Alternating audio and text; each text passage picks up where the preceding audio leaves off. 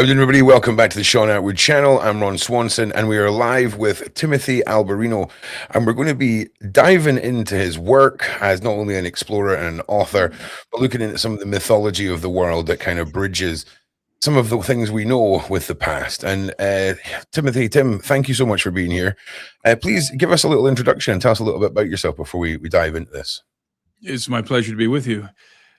It's always difficult to give an introduction to try and explain to people what it is that I do.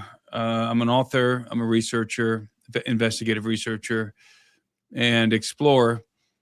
And I've been working in those capacities for about 12 years now. My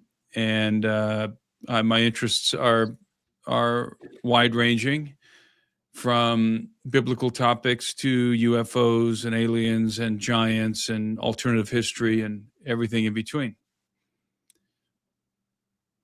Yeah, that's like, you kind of just got me so pulled in there for a second there, Tim. And I imagine, right? I mean, I just want to jump into straight asking you questions, if I'm going to be honest, Tim, right? Because if you've been exploring and you've seen things that, I would imagine people don't tend to see often, right? And we've seen these depictions of UFOs and carvings, and we've seen odd things that have popped up in the mainstream. Before we get into our main topics, what would you say stands out to you as being your memorable moments from throughout your exploring over these 12 years? In regard to the UFO topic? Well, in regard to things that have really made you question what you've known, or have put or bridged two things together. There must have been a couple of moments for you that have just made you go, oh my God. I discovered a lost city along with my colleague Anselm P. Rambla back in 2018, Peru. Which we're not sure if it's a lost Inca city or if it's a city that was built by the Chachapoya people. That's pretty. So that's always, making discoveries like that is always exciting. But I would say that probably the most impactful thing I've ever done in regard to solidifying my worldview was my investigation into giants on the island of Sardinia, which I've been to Sardinia, I think 3 times. And I've done extensive investigations there, including interviewing firsthand witnesses, people who dug up the bones of giants with their own hands. And many people I interviewed, many of whom are no longer alive because they were elderly when I interviewed them. And just the stories that they told me were unbelievable, and have stuck with me all these years. And that's really what has served to establish in my own mind more than anything else, the absolute reality of giants. That giants once walked the earth, and I think still do to some extent. We're talking about, humanoid people who are between 9 and 15 feet tall. So a giant in the true sense, not the NBA sense. That's incredible. So I would say that, that probably was the most impactful, just to hear testimony after testimony. And we're definitely dealing with humanoid giants, not with dinosaurs and giant sloths and mammoths and so forth, not with megafauna, because in most of these cases, the giants were accompanied by artifacts and were wearing jewelry, necklaces, rings around their fingers, and so forth. So we're definitely dealing with humanoid giants. That's incredible. I'm a big believer in the giants, so I'm a very easy sale on all of this, Tim. And again, it kind of blows your mind finding a lost city, finding witnesses to living giants with and artifacts and bones. For a lot of people, they just get spoon-fed what we're told, and we get it's so much of falsehoods fed to us about our own histories, right? Why do you think there is this huge cover-up, Timothy, and this huge denial from the powers that be about this existence? Is it just about it's easier to control all knowledge than to let some of the reality slip into? Are we talking specifically about the existence of giants? Yeah, let's go specifically about the existence of giants. Well, I've tried to answer this question. This is the question I get asked the most in regard to this topic, and the answer is difficult because, on the face of it, it doesn't seem logical that the existence of giants would be covered up. People have suggested that they cover the existence of giants up because it would confirm or affirm the biblical narrative. That's true to some extent, but it affirms the testimony of ancient people, generally speaking. It affirms the testimony of certainly the cultures that were living in the ancient Near East, all of whom had legends of giants. Right? I mean, everyone's familiar with Gilgamesh and the Epic of Gilgamesh, the Sumerian legend. But everyone had legends of giants, the ancient Egyptians, the Greeks, the Romans, all of them. So it confirms the ubiquitous testimony of history in regard to giants, not just specifically the Hebrew account. So that doesn't make a whole lot of sense to me. The other idea is that it would create a problem for the theory of evolution by natural selection. I'm not sure that that's true. I think that you could easily create. I'm not a Darwinist. I don't subscribe to evolution by natural selection, but an evolutionist could easily create a branch from Gigantopithecus, right, from the gigantic ape, and say that these giants must have evolved from Gigantopithecus or something like that. It wouldn't be difficult to shoehorn the giants into the evolutionary tree. So that's not very compelling to me either. The only thing that I can surmise at this point is that the occult is involved, that the giants are used in occultic practices, their remains. This has to do with Canaanite necromancy and the summoning of the spirits of dead giants, which according to legend, not just according to Hebrew legend, but also according to, broadly speaking, Canaanite and ancient Near Eastern legends, that the spirits of dead giants can be summoned, perhaps even harnessed. And this is why you see the gigantic tombs, megalithic tombs associated with giants. Oftentimes, people are familiar with dolmens, but also tombs which have chambers inside of them, and there's no bodies in them, because the purpose of the tomb was for a rite of passage, a rite of incubation, to summon the spirits of the dead heroes, the mighty men of yore, giants in most cases, and commune with them, and perhaps even be possessed by them. And the benefits of that, if you're a warrior society, being possessed by the spirit of a giant, would be very advantageous. Absolutely. And that's just a reality. I mean, Canaanites have summoning rituals to summon the Nephilim, rather more specifically to summon the Rephaim, which were giants, which were a particular giant clan in the land of Canaan. And you can find these summoning texts among the Ugaritic texts, where they're summoning various Rephaim by name. And so I think that we're looking at an occult conspiracy, and I kind of hate to say that because it seems so over the top, but really it's the only thing that makes sense to me, because the other two explanations don't hold water. There's something deep and dark here. This topic is, it appears to be seemingly the most classified topic, at least personally, that I've run into. I mean, as I always say on these interviews, I've met a lot of people in the government or whistleblowers who are willing to talk about aliens and, behind scenes, off the record, willing to talk about aliens and UFOs and reverse engineering programs and all of that, crash recovery stuff. But they're always not the ones that I've broached this topic with, the topic of giants. They're always reticent. They're always nervous to talk about giants, or won't, or simply will not. Especially the Kandahar giant incident. That one really seems to trigger a lot of red flags with people. And I've had that story confirmed to me by several sources, one of them quite high level. And the Kandahar giant is a contemporary giant. Well, we're talking about the year 2005. Say that name again. The Kandahar giant. The Did you say? Kandahar giant. Yeah, the Kandahar giant. It's been around for a long time. Sort of an internet legend at this point. The story was originally broke by my colleague at the time named Steve Quayle, who's author primarily occupied with the subject of giants. And he was contacted by an elderly woman who wanted him to talk to her son, who was active duty. He was an active duty pilot, cargo pilot. He flew primarily C-130s.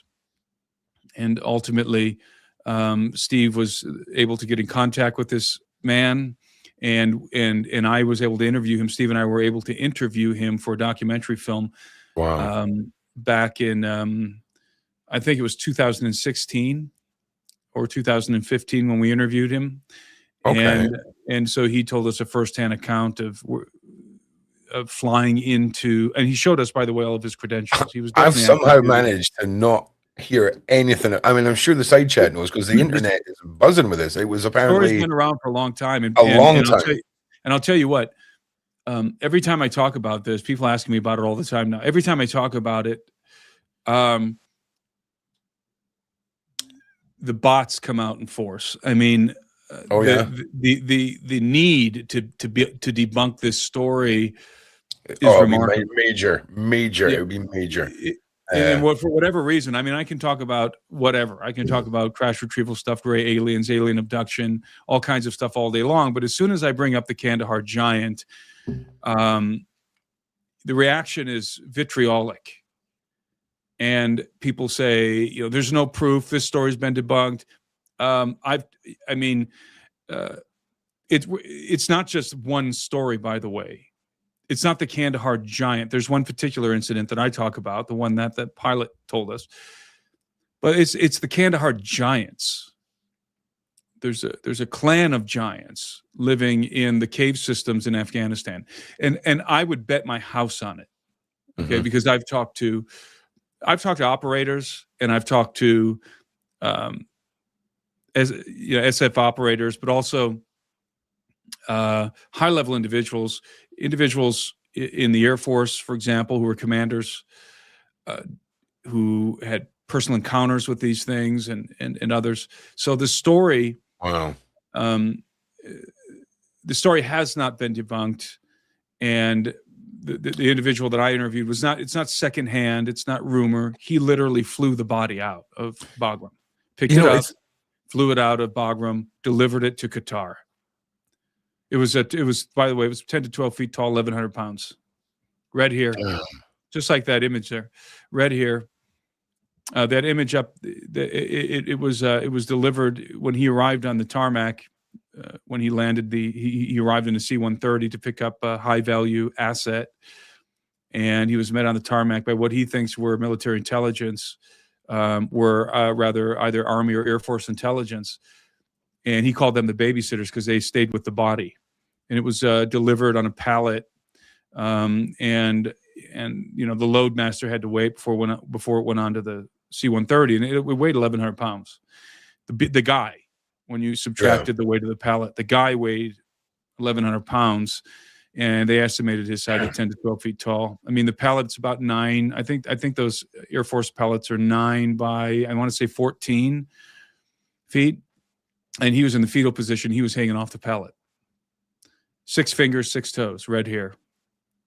6 fingers, 6 toes. 6 fingers, 6 toes, red hair, and pale skin. Again, you're going to notice in the comments of your video, you're going to notice an inordinate amount of vitriolic commentary regarding this incident.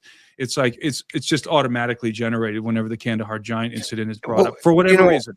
It's very, very highly classified. It's interesting because the two big things I can remember over the last couple of years where there's been giant footage on TikTok or on social media, there has been very public removals and denials of the footage that's been put out in a way that doesn't happen with UFOs or, you know, the lights in the sea or anything like that. So now that you mention that, there does seem to be a much tighter lid on the lore of the giant than anything else in the and I dare to say these words, right? But forgive my uneducated phrases, but the paranormal, the cryptid, the unexplained world, right? It seems they do keep a lid on this. And when you mentioned the occult, do you think perhaps we go to the occult because we know that there's evidence of the occult existing and all of this, but do you think maybe it's a thing? Have you ever seen any evidence of things to point towards dimensional reasons or shifting between realities, or a reason like that the cover-up could be? Because well, I don't really know anything about that. All I can tell you is that we're dealing with flesh and blood giants, and in these instances where the bodies are discovered, right? But there's also a spiritual, or if you like, supernatural element to this, in which, as I said before, the spirits of the giants seem to persist in the world and can be summoned, can be invoked in these rituals. Certainly, as I said, the Canaanites believed this, the Hebrews believed it, and generally speaking, in the ancient Near East, this was a tradition concerning dead giants. And the root of this idea is found in the Book of Enoch, because in the Book of Enoch, when God judges the Watchers, these angelic beings who descended to the earth and copulated with human women and progenerated a race of giants in the earth, when God decided to judge the Watchers and their offspring, part of the judgment of the giants was that when they died, that their spirits would persist in the world as vagabond wraiths, as disembodied wraiths, and that they would experience all of the desires of the flesh. They would be hungry, they would be thirsty, assumedly they would have sexual desire, but without bodies through which to satiate, to satisfy these desires. And so they seek to inhabit bodies. And so these are these are disembodied conscious beings who are in a state, an unnatural state, by the way, this is a curse, who are in a state of torment.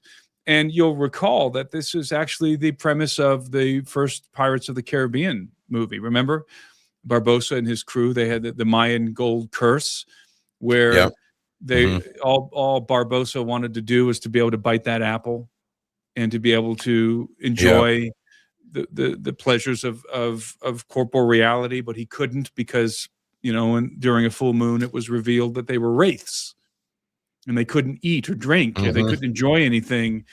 And that's precisely the curse of the spirits of the Nephilim, of the dead giants, according to the Book of Enoch. And generally speaking, so it's certainly the Enochic tradition, but generally speaking, the traditions of the Levant, at the very least, the traditions of the Levant, of the Canaanites and the other clans, many of whom were giant clans that were inhabiting the land of Canaan certainly during the before and during, and then to some extent after the conquest of Canaan by Joshua and the Hebrews.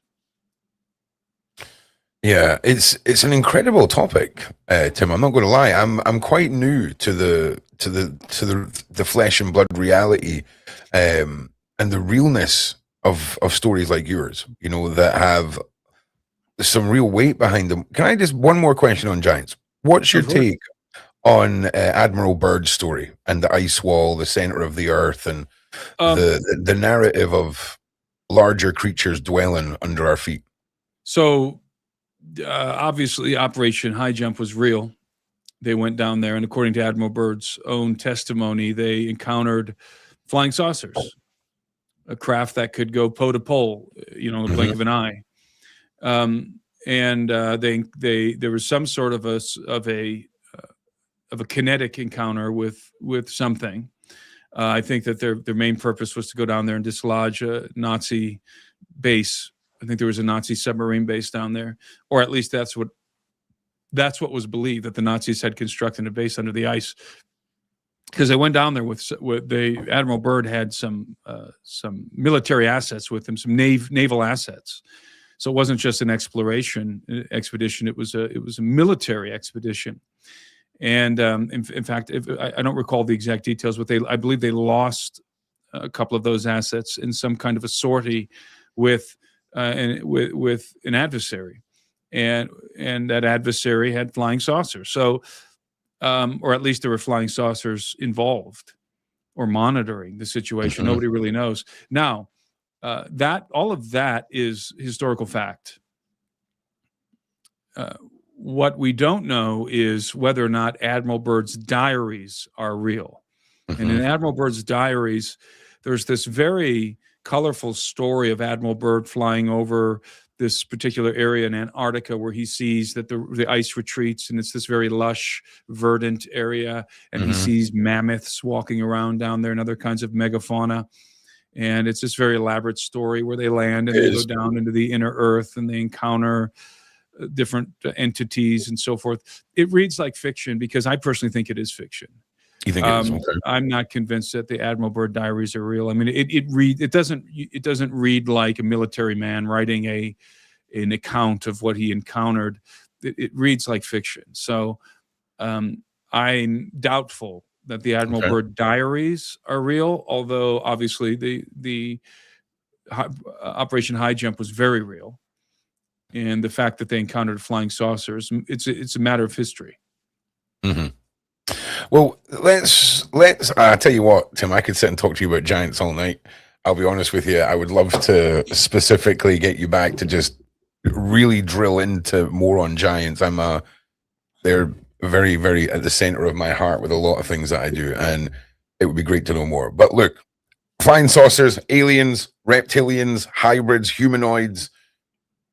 Where should we begin? Okay, because it's a topic that people can argue that we're talking about aliens, off-worlders. People argue about interdimensional beings. We talk about ancient races that walk among us. Where do you sit? What have you seen throughout your work, whether it's exploration or stories, whether it's paintings or archives that reference this reptilian grasp that seems to have its mittens round our planet, if you ask in opinions of many? Well, let me talk about what I think is likely to be true.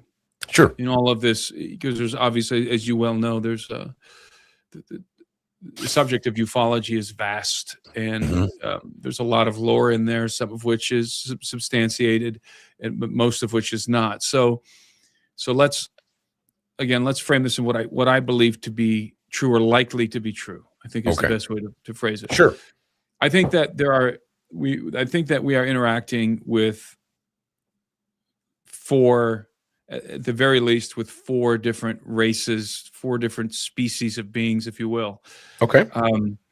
And the first three, I have a high degree of confidence. The fourth, not so much. But let's enumerate them. So the first one is, of course, the gray alien. I would say that my degree of confidence with the gray alien is my perspective is it's a stone cold fact. Gray aliens exist. They're real. They're biological beings. They crash. They die. And the gray aliens are members of a particular faction. They're not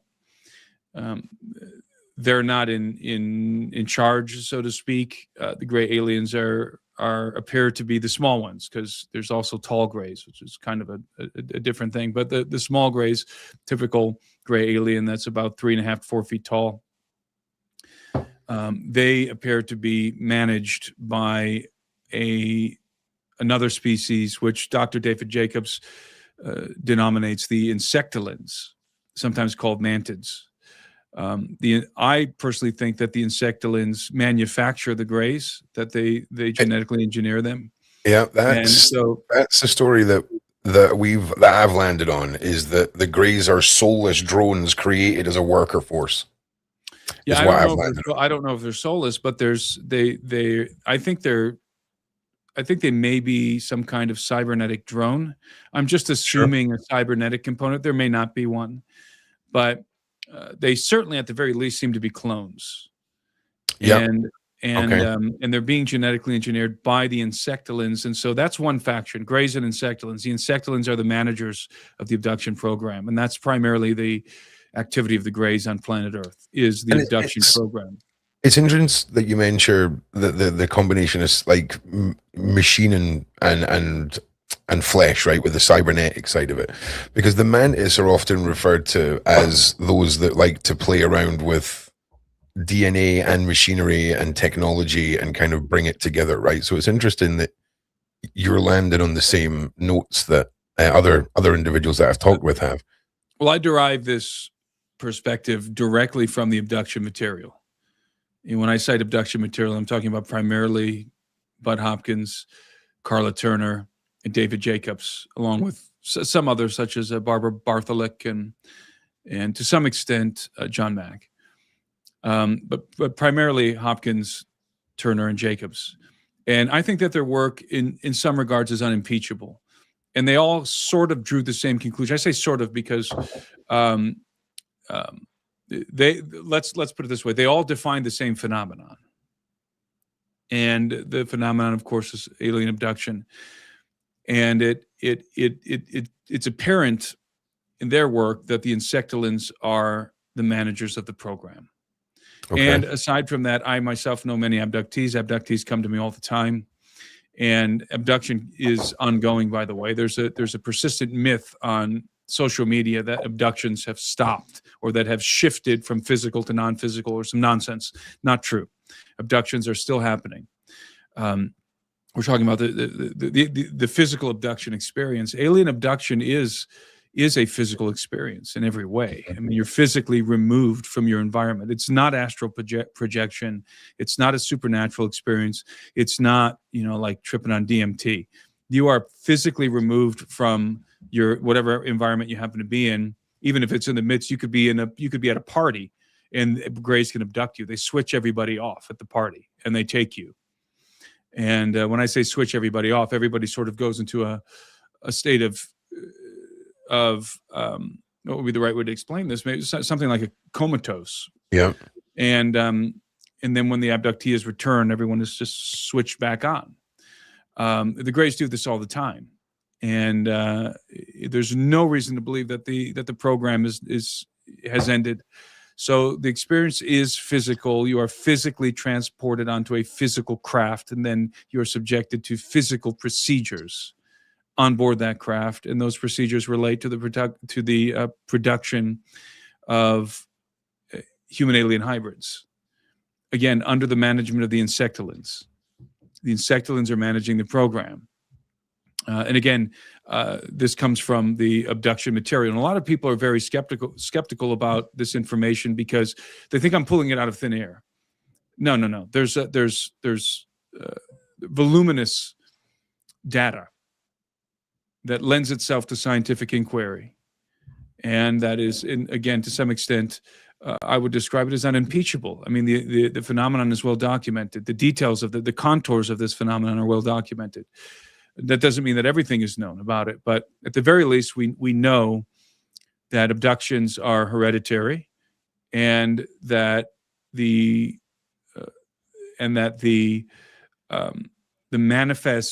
one of the manifest objectives is to produce human alien hybrids. So, and by the way, in their most advanced stage, indistinguishable from us. So there's a covert operation happening here. The program is clandestine. Okay, so that's one group, right? Greys.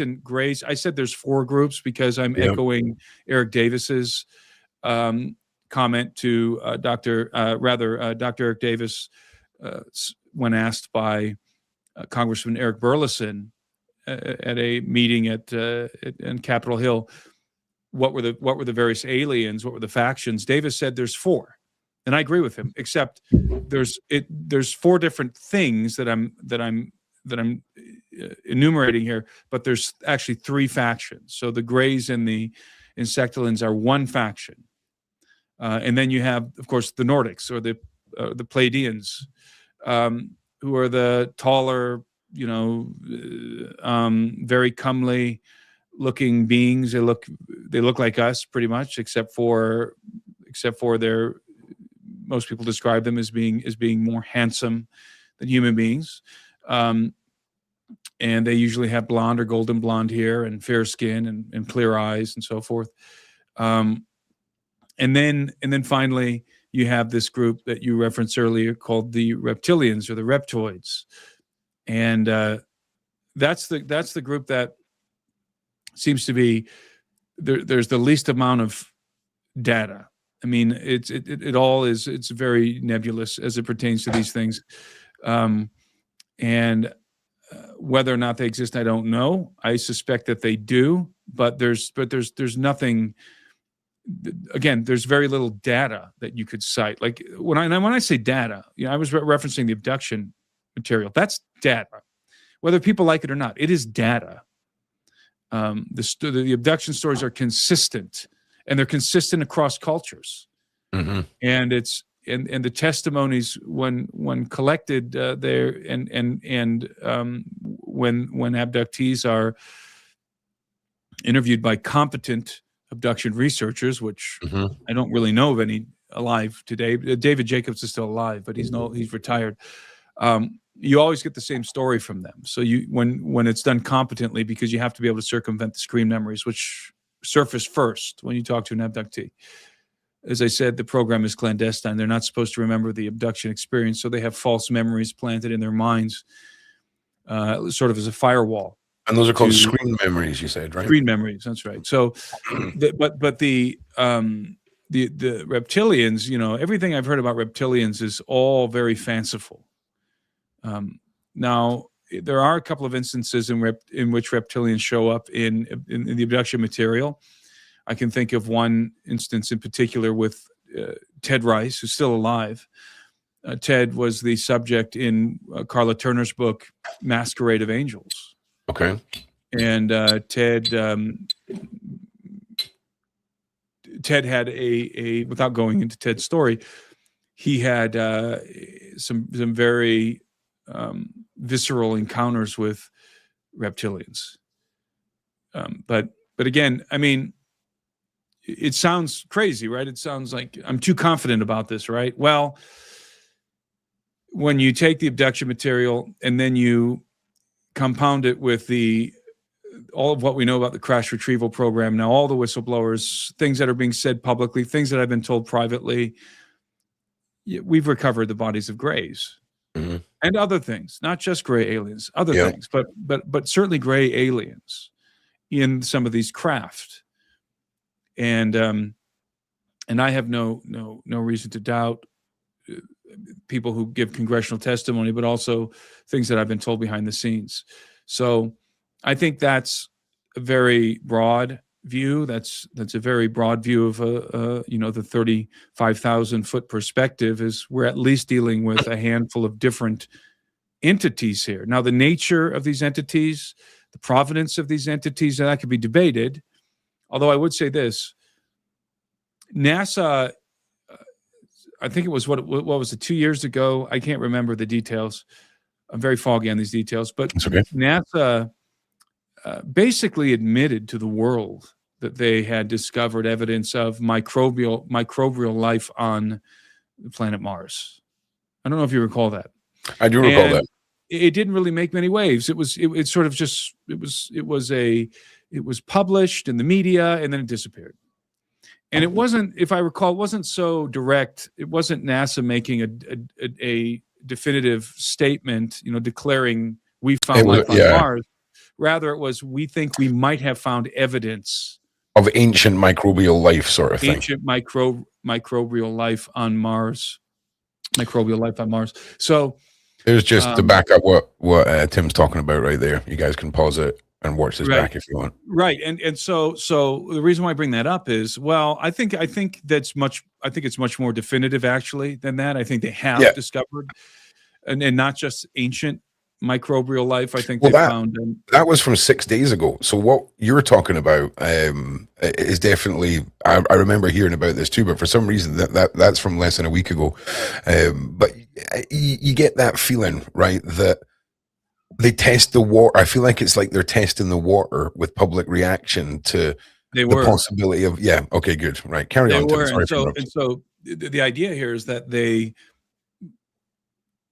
by announcing that they maybe they found microbial life on Mars, they're prepping the public for the announcement that, yes, there was microbial life on Mars, which is the precursor for the next announcement. There was intelligent life on Mars, right? Or animal life and then intelligent life. So here we have an extraterrestrial context, framework being constructed in the background. because if you have microbes on Mars, that's extraterrestrial life. Now, it's not sentient life, No, but but it's extraterrestrial life. Yep. And if you have microbes, you may have all kinds of things. You may have had, Mars probably had an ocean at one time that dissipated, right? Because it lost its atmosphere. So what kind of creatures might have been in the sea on Mars, right? So you are now firmly in an extraterrestrial context, are you not? Yep, I agree. So I find it bizarre today, and this is a trend of let's say, what's the new generations, Gen X and Gen Z or whatever. Tim, I have no idea, bro. Like, it's the newcomers to ufology in the last decade, really in the last 5 years. There's droves of people who've entered the scene, who've become interested in the topic of UFOs, UAP. I can't stand that terminology, but that designation. But there's droves of new people who've come on board, so to speak, and they don't have the background. They don't have the foundation of all of the good ufology that has been the foundational material that has been laid over decades by highly competent researchers. People like Stanton Friedman, and Hynek and Stringfield and others who've done great work, and of course all of the aforementioned abduction researchers and dozens of others who, before this topic was popular, risked their own careers and reputations to research ufology, to track down sightings and stories and abductions and looking for physical evidence and talking about crash retrievals. See, that's a body of knowledge, and it's foundational, because what the whistleblowers have been testifying in Congress is an affirmation of what these ufologists have been saying for decades. And so the problem now is that you have, as I said, droves of new people entering ufology, and they're gravitating towards these particular ideas in regard to the phenomenon, the ideas that are trendy, that are getting the most play on social media, those ideas being that aliens are interdimensional beings, aliens are time travelers, aliens are crypto-terrestrial, right? Everything except what is crypto-terrestrial? So crypto-terrestrial would be, the crypto-terrestrial hypothesis posits that there could be beings that are indigenous to the Earth that have been inhabiting the Earth, surreptitiously with us for hundreds and thousands of years. So let's say, for example, if we discover that gray aliens are in fact an aquatic species that are indigenous to planet Earth and have been inhabiting the deep seas, right? But they've been hiding, basically. They're therefore crypto-terrestrial. They've been here all along, but they've been their existence has been clandestine. Their activities have been clandestine, but nevertheless they've been here all along. That's crypto-terrestrial. That's not the only possibility. There are others. For example, you could have an advanced antediluvian civilization. Let's, for the sake of argument, say that there was an Atlantean civilization that was quite advanced before the Great Cataclysm. The flood destroyed their civilization, but there were survivors. And those survivors went underground or to some inaccessible place on Earth, Antarctica or something, because of, by way of their advanced technology. And that they've been, again, surreptitiously inhabiting the Earth alongside of us all of these years, but we just have not interacted with them. That would be a crypto-terrestrial civilization, right? But they wouldn't be extraterrestrial. They'd be crypto-terrestrial. And I'm totally open to that. I think that's a fascinating perspective. Totally open to that. And there's probably some truth to that in regard to something out there. However, I'm fascinated by this desire is not the right word, by this impulse to reject out of hand the extraterrestrial hypothesis, which was favored by a lot of the old school ufologists. It was the favored view, decades ago. And there were outliers. There were people who, like, for example, the great Jacques Vallée proposed an interdimensional hypothesis, and John Keel, a long time ago. So that's been around for a long time, but it wasn't really that.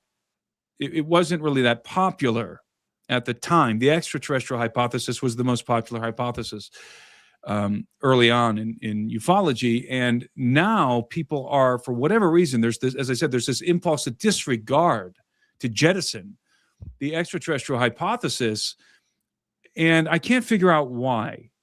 And the reason why I'm highlighting this is because soon, and mark my words, soon, and soon could be 5 years from now, NASA is going to definitively publish a paper or make an announcement that, yes, there were microbes on Mars. So extraterrestrial life is going to become concretized. It's not going to be speculative anymore. I mean, it's not, life coming from Zeta Reticuli. It's coming from Mars, which is obviously much closer, but nevertheless, it's extraterrestrial. So, and also the other thing that we understand about these beings is that they are in possession of advanced aerospace technology, and they have the capability to not only move through the atmosphere of the Earth in ways that are inexplicable. The transmedium is the term that's often used, transmedium travel. In other words, they can move through the atmosphere with the same ease as they move through the ocean, and they can seemingly move through solid matter in some instances, or at least in some reports. But they move through the air and through the water with the same ease. And it's not because they're moving through the medium, it's because they're moving the medium around the craft. And they're in, what Hal Puthoff and Eric Davis describe as an atmospheric bubble, in a gravitational bubble. Okay. And so the point here is that these craft, not only can they move through our oceans and through our atmosphere in this way, they can move through outer space with the same ease, and have been seen in outer space by our astronauts on record. Our astronauts have seen UFOs in outer space. Okay, so if you've got UFOs in outer space, how big of a leap is it to then assume that these beings have a presence on Mars? Right? In my mind, it's not a very large leap. It would make sense. It would be elementary. It would be elementary for these advanced beings to have a base on Mars. And so if they have a base on Mars, which I believe they do have bases on Mars and on our moon, by the way, then the extraterrestrial hypothesis is very much still in play, because they're here. Obviously, they're here.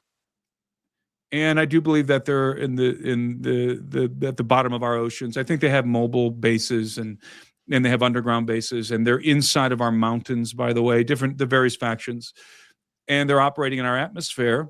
And some of them, no doubt, have been here for a very long time. But that doesn't mean that their origin is the Earth. I mean, they could have been here. You could have, for example, the Nordics. Maybe they've been here for 10,000 years. But if they didn't originally come from here, then they're not They're not terrestrial. They're extraterrestrial, right? Even if they've been here for 10,000 years, the provenance is somewhere else. So all I'm saying is, people have this impulse to discard the extraterrestrial hypothesis in favor of these things we don't understand. We don't understand time travel. Do we understand time travel? No, we don't understand time travel. We can't do it. We don't understand it. It's all speculative. Okay, time travel is just an idea. It's a fictional idea right now. We don't understand interdimensional travel or interdimensional beings. We've never done it. We've never seen it. We don't have any proof of it, right? And yet it's just such a favored view in ufology, yet there's no proof of it. Zero, none, right? That such a thing even exists, although I am a proponent of the hyperspatial theory of the universe, in which posits that there are more than the three spatial dimensions and the one of time that we currently interact with. But that's that's kind of a different conversation. But these are very, very popular views today, and yet NASA, in a very covert manner, I would say, has already told us that there's life on Mars, right? So I think that having said all of that, I think, again, taking this 35,000-foot view, I think that there are several factions interacting with us on planet Earth. Some of them have been here for a very long time. At least one of them, I think, has only been here for about 100 years, namely the Greys. And I don't think they came from here, at least the Greys. I think that there are bases on Mars, and at the very least. And this is absolutely an extraterrestrial phenomenon in that it involves other planets, not just the Earth. So that's my summary. And I don't, you didn't necessarily ask me for one, but I'm gonna shut up there for a while. No, you're good, Tim. You're good. It's when you're talking about the favoring of, you know, the interdimensional things and people not getting to grasp with the fact that we're talking about physical beings on physical planets and you're traveling through space in real ships or however it is they travel, right? Do you think by adding that extra layer of unknown to something that to a lot of people is already unknown, the extraterrestrial life factor, it's almost preparing us, or it's going to prepare us to be underwhelmed by the announcement of extraterrestrial life, because it's back to the traditional sense of it. It's physical beings on a physical planet. That's a good point. Yeah, that's right. I don't know. I think most people would just say NASA's lying, and we'll just disregard such an announcement and say, no, they're covering up for the fact that these are actually interdimensional beings or something. I don't know. You know, nobody trusts institutions anymore. So it's not really going to matter what NASA says. Because for me, I often wonder what the funding pitch is going to be after the PSYOP. Do you know what I'm saying? Because if we know that there's solid balls of matter floating through space that have got living organisms on it, and they can put a spin on that takes our attention off of that, and it's always this distraction and mirrors thing with these people and me, Tim. And it's always the story that's burning behind it. Well, as I always say, nobody can control the phenomenon. Right. Only the narrative surrounding the phenomenon, because the aliens don't talk to us. Right? Okay. They don't talk to us. So, not directly. So the government has that advantage. There's no messaging coming from these beings that's apparent, that's conspicuous. So the government can control the narrative, but they cannot control the phenomenon. And do you think that's only because of the understanding that you have of how these individuals would communicate? Do you think that there's a possibility that there's parameters out with this that known science can't explain, so that are being discounted in your arguments? In regard to communication? Yeah, let's just take the communication for a start, right? Because I think that the communication, I think we can say definitively that communication is telepathic. Yeah, of course. I would 100% go down that road with that argument. But in regard to whether or not these beings are broadcasting some kind of a message to the Earth, I would say they're not. Not one that's conspicuous. Not one that's conspicuous. I'm with you. I misunderstood what you were getting at there. So yes, you're saying they're communicating, but they're not just sitting with a speaker pointing it towards or blasting their message. I would say that if there is any kind of communication, it's covert. Yeah. Are some of these factions interacting with elements of the United States military? I would say yes. I would say so. But that action is not. It's not for the public good. I mean, we're clearly interacting with something non-human. Now, having said that, I would agree to some extent with people like Dr. Stephen Greer, who think that much of what we see in our airspace today is our ARVs, our alien reproduction vehicles, in other words, hybridized craft that we produce. Sure, I've got no problem with that. I think at this point, you know, we've had some success. I think the success has been much more limited than people like Dr. Greer think, but I think we've had some limited success in reverse engineering these components, aspects of these craft. And we have our own saucer, I would say, that to the untrained eye displays the same sort of incredible aerial feats as the alien craft, but in reality is probably still quite technologically inferior to the alien craft. Yeah, I would imagine. Even though it's much superior to anything that we have in our conventional arsenal. So, in other words, we have craft that look like they're 500 years more advanced than the jets that we're deploying right now over Iran. Mm-hmm. And it's tricky when we say we, right? Because people assume I'm talking about the United States government, when in fact it could be Richard Dolan coined a term years ago, breakaway civilization. We could be looking at something like a group, a controlling faction within that is to some extent above, that supersedes the United States government, a breakaway civilization, so to speak, in possession of the technology, and that it's not really accessible, at least some of it is not really accessible to the United States military. Although most of this technology has the technology that we've been able to reverse engineer and from which we've derived ARVs, our own reproduction craft. Some of that technology has been funded by American taxpayers. But of course, you have dark money, you have black projects that are funded by black budgets. In other words, some of the funding comes from the American taxpayer, and some of the money does not. It comes from nefarious, let's put it in these terms, from nefarious enterprises. And the Congress, I think Congress is slowly beginning to realize this, that there are aspects of this. Aspects of the crash retrieval program, the legacy program, that are directly connected to the United States government and funded by the United States government. And then there are aspects of it that are completely out of control, out of the jurisdiction of the United States government. And not only does Congress not have oversight, they can't get it because elements of this, of these projects are being funded outside of the budget, the federal budget. Tim, it's interesting because the way that you're presenting this is it's removing all of the modern hype behind what all this could be. Okay, removing the sort of Hollywood. It has to be something more fascinating than it already is, right? It can't just be a flesh and blood creature in a ship from another planet, right? It has to be interdimensional, time traveling.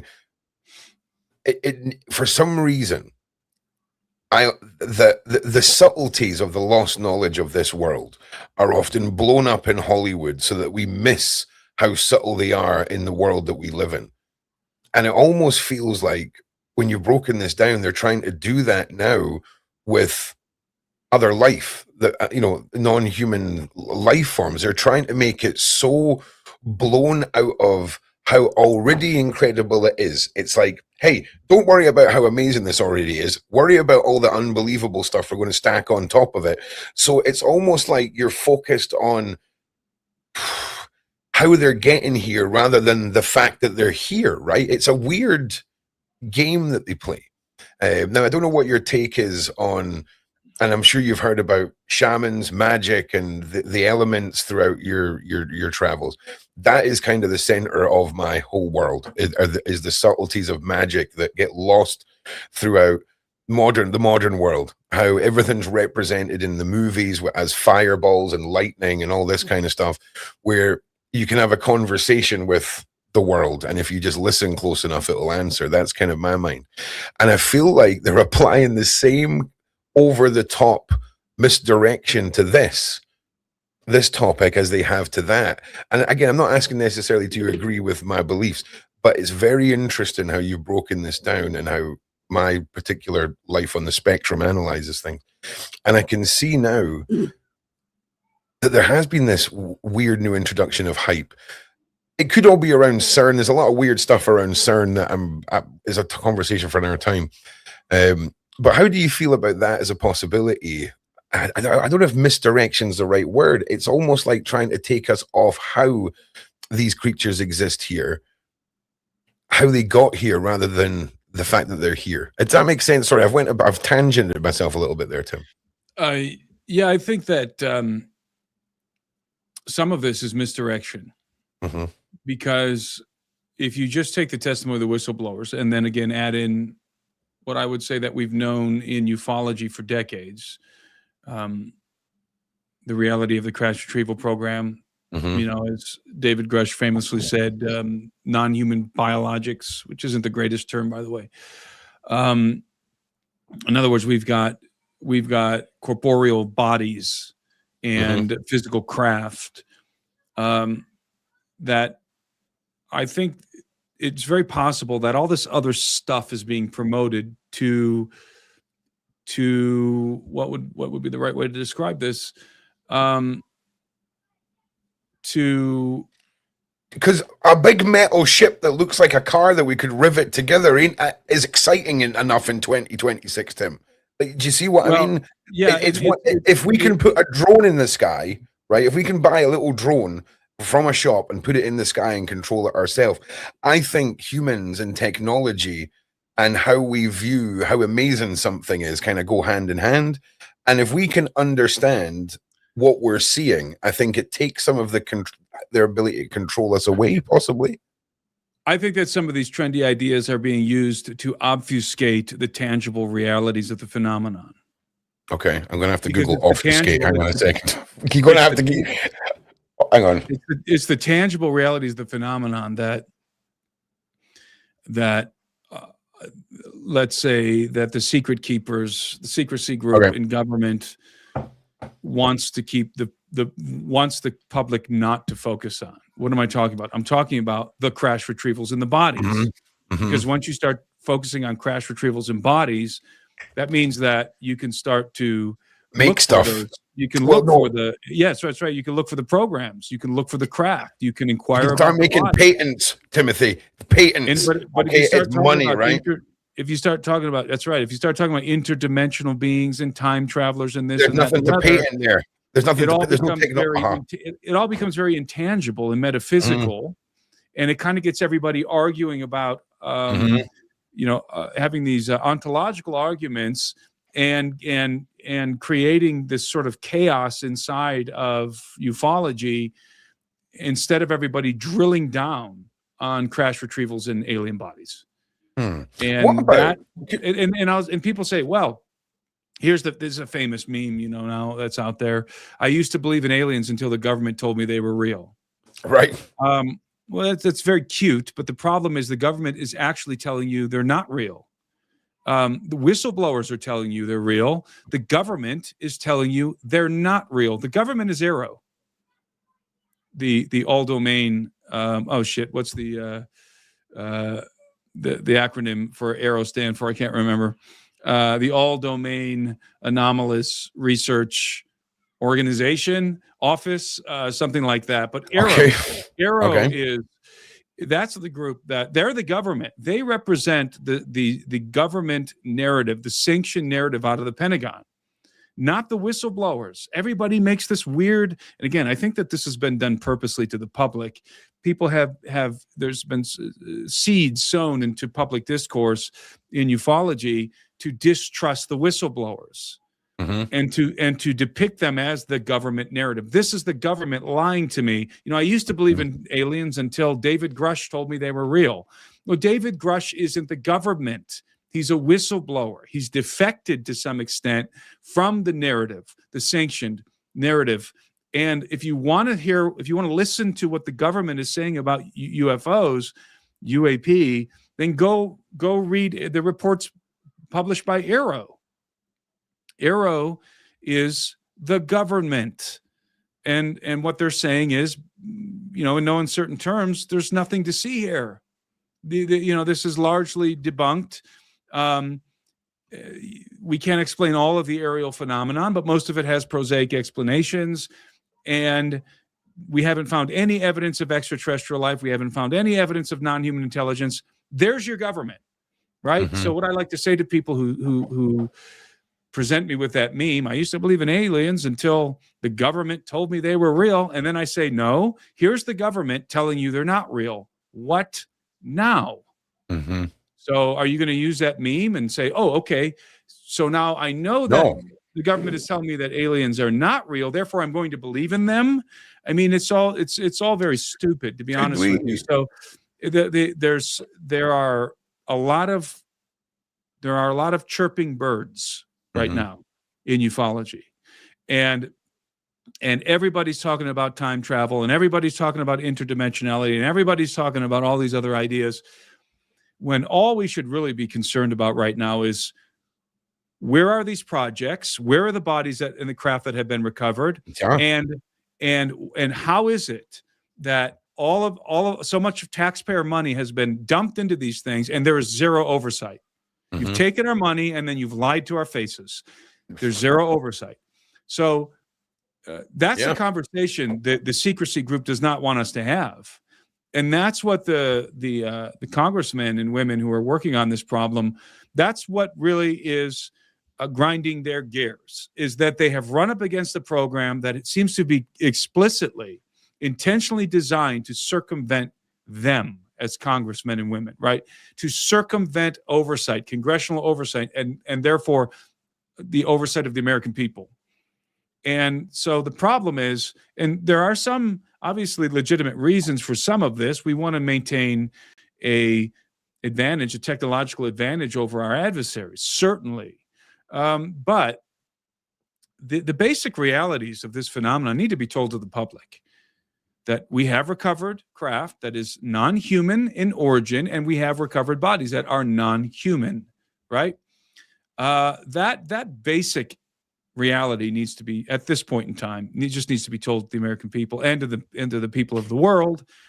And that's what a lot of these congressmen and women and whistleblowers are fighting for right now.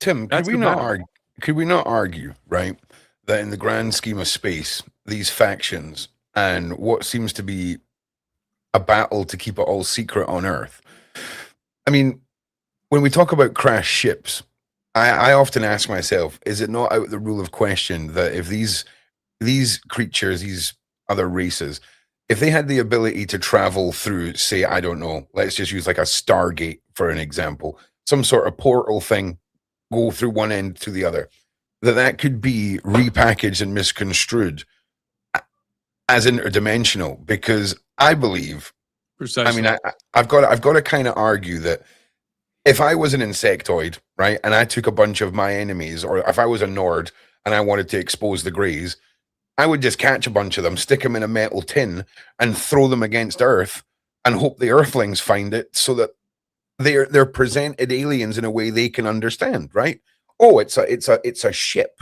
Well, I know what a ship is. We've got boats and cars, right? My little brain can understand this. Because if they just open up a freaking portal and walk through it, I think at some point our brains would have just been, what are we seeing, you know? So do you think there's an argument where we could see the misrepresentation of technology as interdimension or time traveling just because of how it kind of looks a bit cool? It looks a bit cool, right? But could we not also argue that these crashes could be deliberately by opposing factions from within these races trying to expose the other race and not themselves to us in a way that we can understand? And I'm sorry again, my tism's wild today. Or maybe they're dogfights. And yeah, could be dogfights. Yeah, could be. In some cases, one faction shoots down another faction's craft. That's possible. Or we're working with one faction against another. That's another possibility. But you make a good point. So if I see which I've seen UFOs, but if this is something that many people have seen, if you see a craft, let's say a saucer's hovering in the sky, right? Yep. And then in the blink of an eye, that saucer's gone. It just shoots off into the distance, right? At an incredible rate of speed, almost instantaneous travel, instantaneous acceleration is the way that Lou Elizondo describes it. Well, it's not difficult then to extrapolate that whatever technology that these beings have, traversing the cosmos isn't going to be difficult for Right. them. Okay, Right. let's shut off the rest of deep space and let's just look at our solar system. Sure. Would it be very difficult for beings in possession of that kind of technology to get to the moon? No, we just went to the moon again in the Artemis program. Well, these things could get to the moon in a matter of minutes, maybe seconds. Obviously, you know, based on their capabilities that we've been able to observe.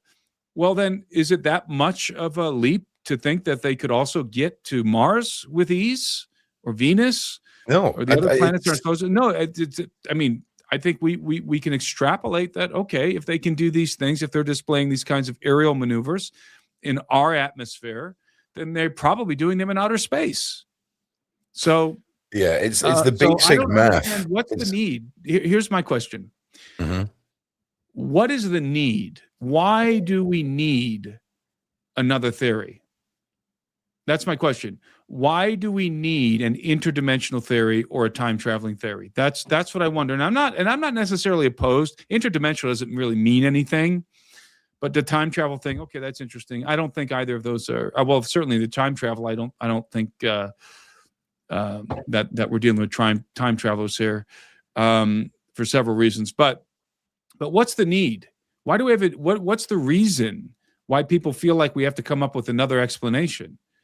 Like, what if we just said, hey, Occam's razor, the simplest explanation is that either A, they've been here forever, whoever they are, or B, they came from Mars or somewhere in our solar system at the very least. Do we really need another theory? Why do people require another theory? To me, it seems like, I'm going to use the word again, obfuscation of plain realities, that these theories are being promoted in order to keep everybody confused and befuddled and arguing about ontological ideas. Yeah, you know, it's interesting, right? I've never actually considered the argument of let's make all of this within our own solar system and look at it from just within our own realm. I don't know why. It seems like a very obvious, you know, it's just a hypothesis. I mean, well, it's an interesting way to sort of frame a discussion, to be perfectly honest, because it's amazing how uninhabitable we're told everywhere but Earth is, right?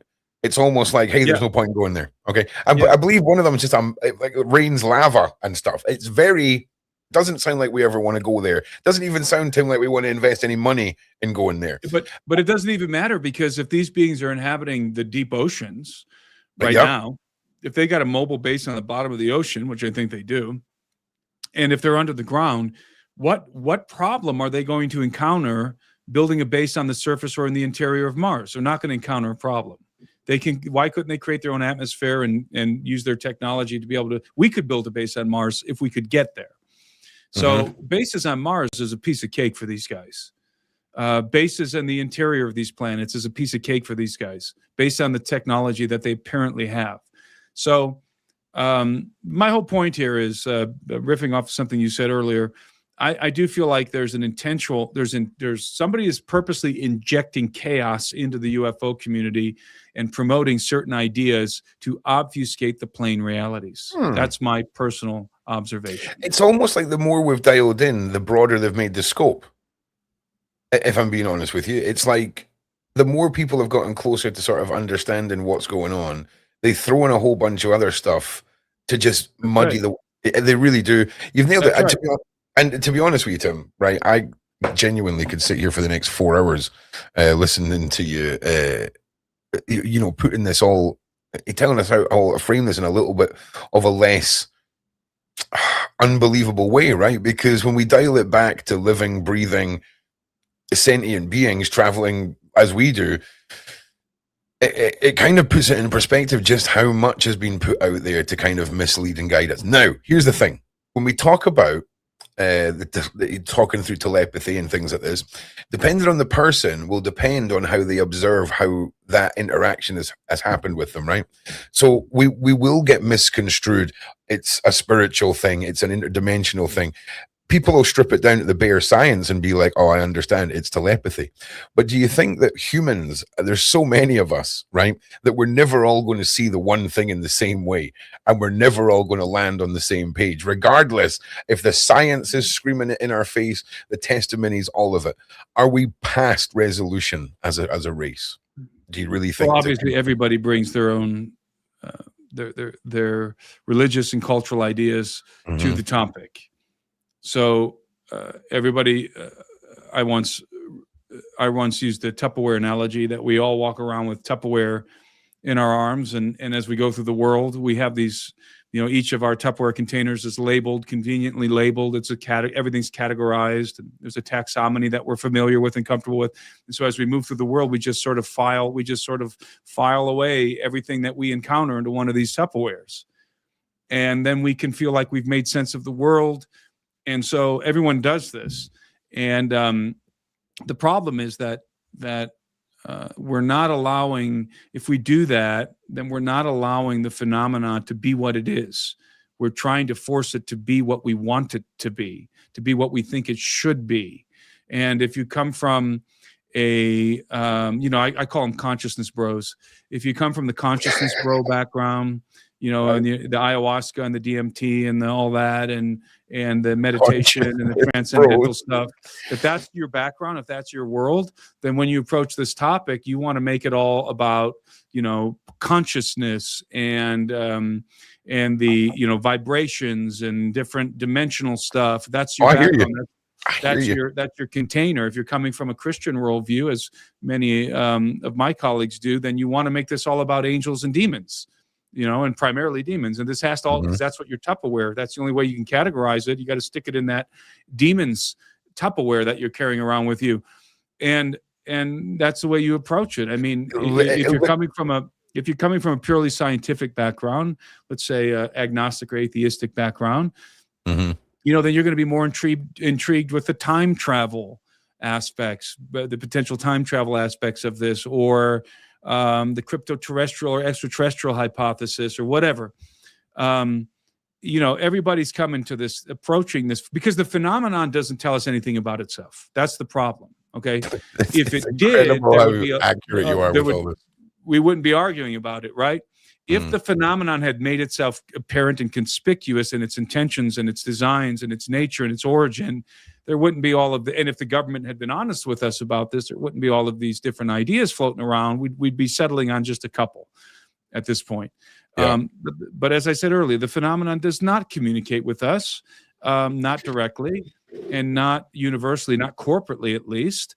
And that doesn't mean that there aren't, as I said earlier, that there aren't factions that are working with our government or other governments of the world. That's very possible. I don't know that that's true, but it's possible at least. So the way I approach this phenomenon, I happen to be a Christian, as many people know, but I don't try to approach this phenomenon and cram it into a biblical term like demon. I don't come to it with this demon box and then try and take the phenomenon and stuff it in there.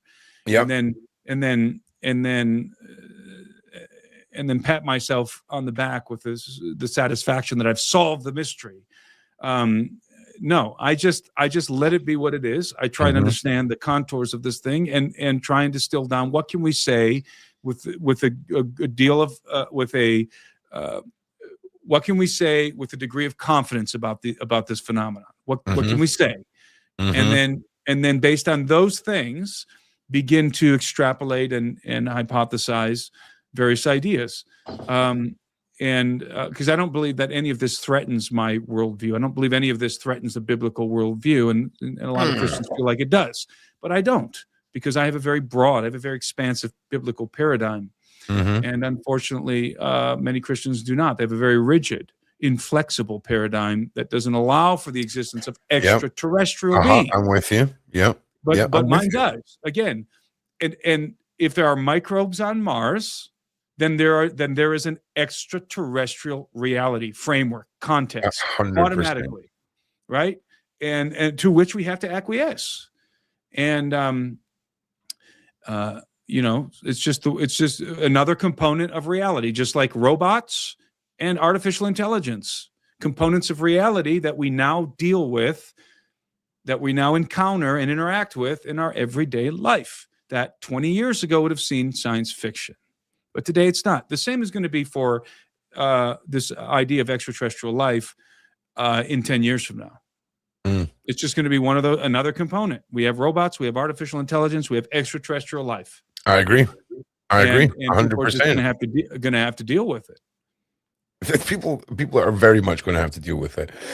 Tim, I'm really sorry to say we're running out of time today, and I just want to say I would love to have you back, Tim, because I feel like there is like, you know what? I don't know if you host your own podcast or anything like this, but when you become gripped by your own guest, okay, and you feel like you're watching a podcast rather than hosting it, there's a lot more to say. And the way that you kind of, because trust me, right? I know I'm part of the vibration crew, okay? Like I'm one of, like, and the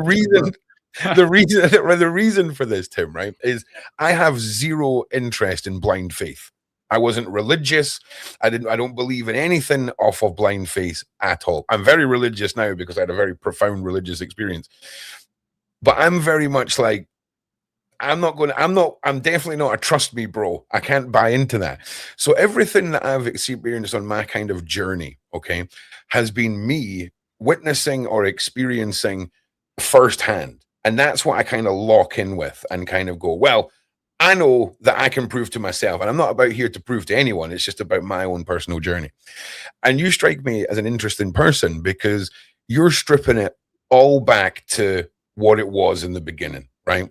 It was dudes in spaceships coming from one planet to another planet. Potentially. Yeah. And again, I'm open to other ideas. Oh, I'm with you. But Tim. I feel like that's Occam's razor. Right? Let's say it's much more likely that the Greys are from Mars or Zeta Reticuli than time travelers. Well, here's the thing. Because we have we know Zeta Reticuli exists. We know Mars exists. Yeah. We can observe the technology that they have and extrapolate that they can, or infer rather, that they can travel to these different planets. And we can do all of that based on things that we know. We know absolutely zero about time travel. I'm with you. Oh no, I'm not arguing that. But so it's interesting. That's why I favor an extraterrestrial hypothesis. Well, we also know absolutely zero about interdimensionality or interdimensions. I'm with you. Or okay, I'm with you there too. Okay. But it seems to me that our ability to reach the places we've been told these things are, as that increases, the bullshit to misdirect us has increased. So yes, that's true. It's very fascinating that, oh, hey, listen, there's probably nothing ever going on Mars. Just so happens we're going there, right? So, you know, if there's people there for us to meet, we want to keep that under wraps. It's really interesting. And my analogies are kind of dumb sometimes, but it's fascinating because it's already fascinating. A dude in a spaceship from another planet, that's already mind-blowing, Tim. So they're adding on these extra layers. And I think by adding on this extra layers, it makes it unbelievable again. It makes it intangible. Thank you, intangible. I'm inventing dumb words here, Tim. It makes it metaphysical. Yeah. And therefore, it takes the focus off of the legacy program and of the bodies and of the technology and of all of the functional aspects of the phenomenon.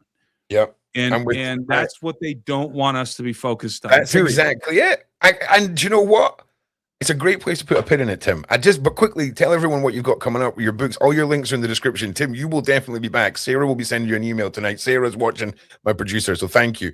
Because there's a lot more to be told. Do you know what? I could just do 2 hours on the Giants, bro, and forget all about the aliens. I'm telling you. There's a larger conversation we had about giants for sure. Hell, it really is, Tim. It really, really is. And I'll be honest, giants are very much any of the earth-loving creatures. They are very much at the center of my heart. I very much believe the giants are part of this planet as much as we are.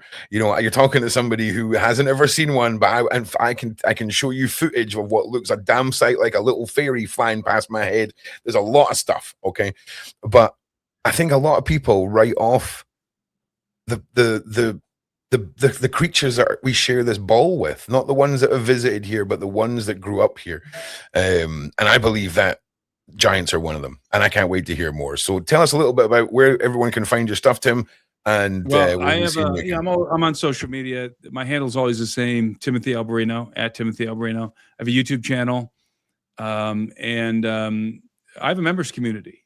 And for people who are interested in further exploring my perspectives and joining a community of people who are just absolutely amazing, and it's a troll-free troll-free environment. I have my own social media platform, and I publish a ton of exclusive content for that community. If you're interested in that, you can find it at the alberinoanalysis.com, the alberinoanalysis.com. And I have a book, Birthright, out, and Book of Enoch, going to be publishing here shortly. A follow-up to Enoch, the Book of Giants, Jubilees, and the Genesis Apocryphon in a single volume. That's going to be coming out in about a month, so people can just track with me. My website's timothyalberino.com, but my community is the best way to track with me. I'm going on. I've got a upcoming expedition, UFO related expedition I'm going on here shortly, and my community members track with me on these expeditions and stuff too. So that's awesome. But hey, thanks a lot for having me on. It was a lot Tim, of fun. This is the start of a bunch of conversations, because it's just you're such a, like, you can talk to, when we talk to people that have theories, when we talk to people who have read books or written books, we're talking about a guy who you discovered a lost city, bro. Okay. Like, there's a certain amount of knowledge that comes from with my colleague Anselm P. Rambla.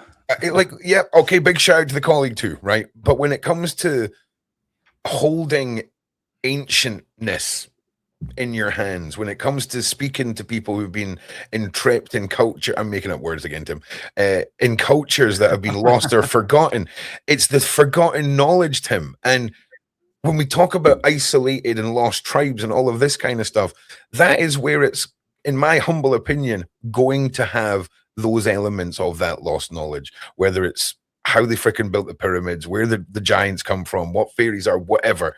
It's fascinating. And as far as I'm concerned, you are an incredible source for all of this, Tim. So thank you so much, man. I really do appreciate your time. Thank you, Ron. It was my pleasure. Well, look, thank you, everyone. Thank you for watching at home. Please like and share. If you're new to the channel, make sure you subscribe, follow myself and Tim, and of course, the Sean Atwood channel. We'll see you next time. And my second show tonight is off. I've got something I need to run out the door right now and do. I'll be back tomorrow. I've got 3 shows tomorrow, so I'll see you then. Thank you all. And from me, Ron Swanson, as always, be safe.